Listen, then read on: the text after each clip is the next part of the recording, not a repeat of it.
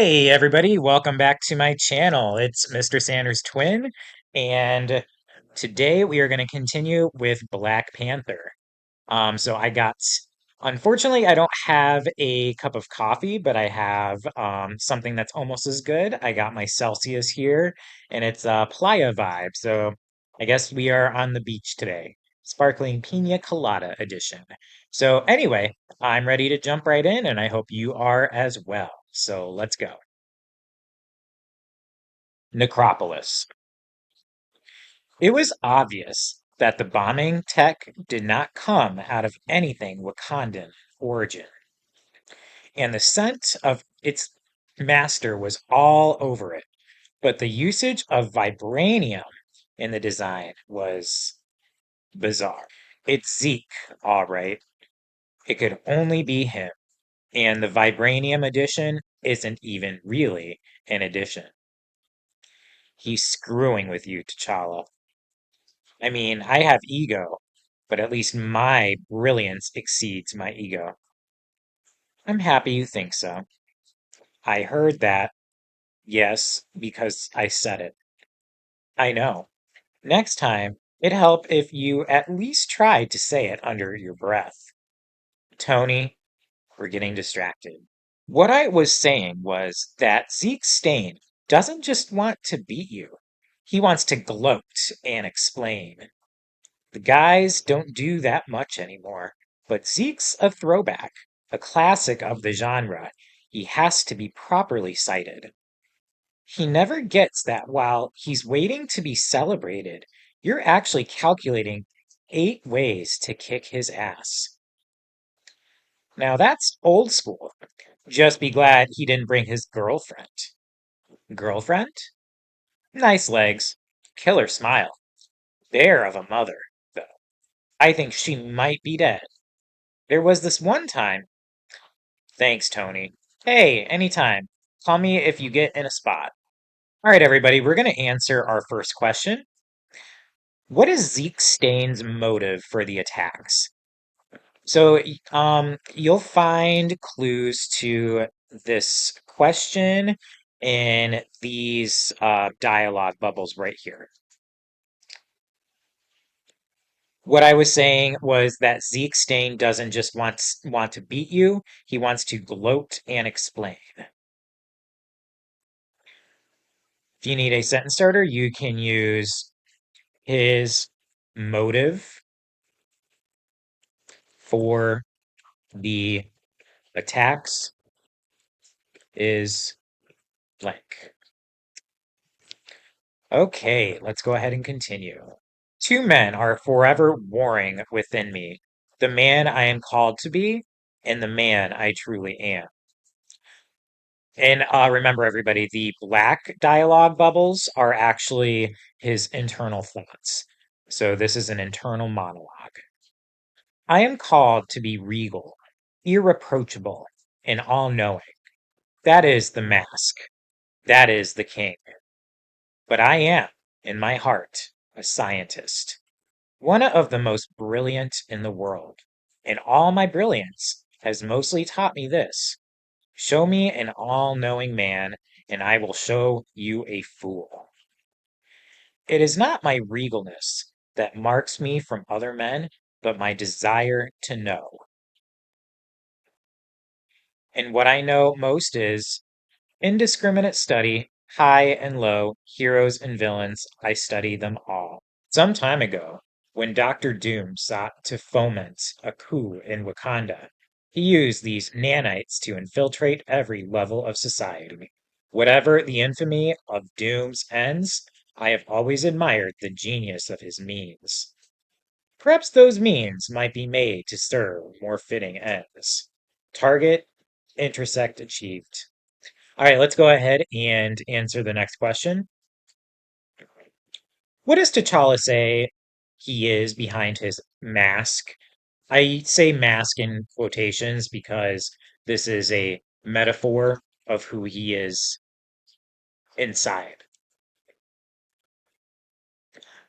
You'll find clues to this question in these couple of monologue bubbles, internal monologue bubbles. But I am, in my heart, a scientist, one of the most brilliant in the world, and all my brilliance has mostly taught me this. And then he also says, it is not my regalness that marks me from other men, but my desire to know. If you need a sentence starter, you can use T'Challa says that behind his mask, he is blank. All right, let's go ahead and continue. Face of the people. Remember, the people is the name of this terrorist organization. Once I told some friends that I only associated with them because my royal duties demanded it. There was some truth to this. My friends were beings of great power, enough power perhaps to threaten Wakanda. A king is never in need of more friends so much as more eyes. What better eyes to judge than my own? Deception is parcel to ruling. I tell my enemies, my allies, and my subjects what they need to know when I feel they need to know it. This philosophy tends to have some effects. A man cannot take it as his business to repeatedly deceive the world without somehow deceiving himself. Lately, I have been feeling clearer. I can now admit that I had it backwards. My friends, the Avengers, I did not join them to spy for my country. I spied for my country in order to join the Avengers. All right, so we have another question to answer. What does T'Challa admit to doing? You'll find the answer to this question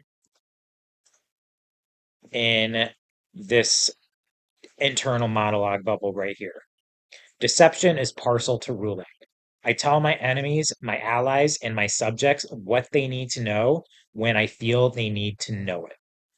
If you need a sentence starter, you can use Chala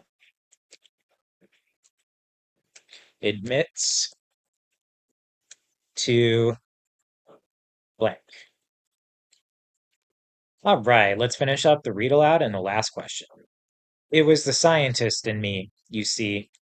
It was the desire to see all the everything beyond the Golden City, to go beyond the pomp, the ceremony, to escape the sycophants, the provincial, the hunger to know. It is my greatest weapon, but the mask conceals this, and a lie meant for my people ensnares everyone, even my enemies. They think they finally have me, a king reduced to chains. But I know a secret that I cannot yet tell. First, I must put villainous means to proper ends, and let them feed my hunger to know. And he didn't just sell you out, O mighty king. He sold your whole country out. Oh yeah, your friend Tetu put out a contract on you, invited any mutant, alien, or cyborg to take out the king in return for a share in the future country. Naturally, the Fenris twins were interested too. So first, we deliver you to him. Then he delivers a portion of Wakanda to us. And that's how it ends, yo. We get a field for our dreams. You get to sleep a long time, or whatever. I couldn't care less. This is it. This is the part they think they have me. It's time.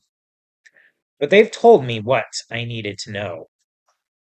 And you all, I ask is that you finish this up. Quietly, we do not need another incident. Now is the moment when I abandon the mask. It pains me to see Wakanda yet again reach beyond the village. Yeah, we all know the proverbs. You want to raise a child? Stick with your village. But if you want to save a kingdom and show them the science, call in the crew. All right, we're going to answer that last question. What does T'Challa find out about one of his closest allies? You'll find that in this dialogue bubble right here. I think his name is Zeke.